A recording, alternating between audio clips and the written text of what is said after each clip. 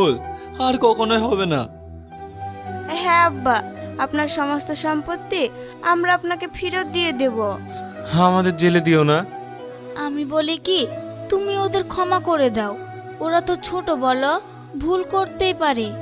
ক্ষমা ক্ষমা করতে পারি, তবে তোমার কথাই না, আমার মেজো ছেলে আর মেজো বৌমা যদি ক্ষমা করতে বলে তবে। ভাই তুই আমাকে ক্ষমা করে দে। হ্যাঁ সুরজ, তুই আমাদের যে শাস্তি দিবি সেই শাস্তি মাথা পেতে নেব।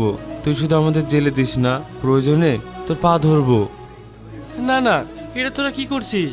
তোরা যে তোদের নিজেদের ভুলটা বুঝতে পেরেছিস এটাই অনেক। তাই আমার আর তোদের উপর কোনো রাগ নেই, আমি তোদের ক্ষমা করে দিয়েছি। সত্যি বলছিস? সত্যি বলছি।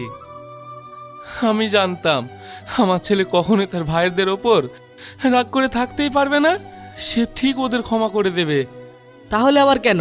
বাপ ছেলে সবার মান অভিমান ভাঙিয়ে দিলাম, এবার সবাই নিজের নিজের অধিকার নিয়ে আবার সব কিছু শুরু করো। সত্যি আপনাকে যে কি বলে ধন্যবাদ দেব। একেবারে না, এটা আমার ডিউটি, এটা ধন্যবাদ দেওয়ার কিছু নেই। তোরা ভালো থাকিস তাহলেই হবে, নিজের খেয়াল রাখিস। হ্যাঁ, বলছি আর কতক্ষণ এখানে দাঁড়িয়ে থাকবো?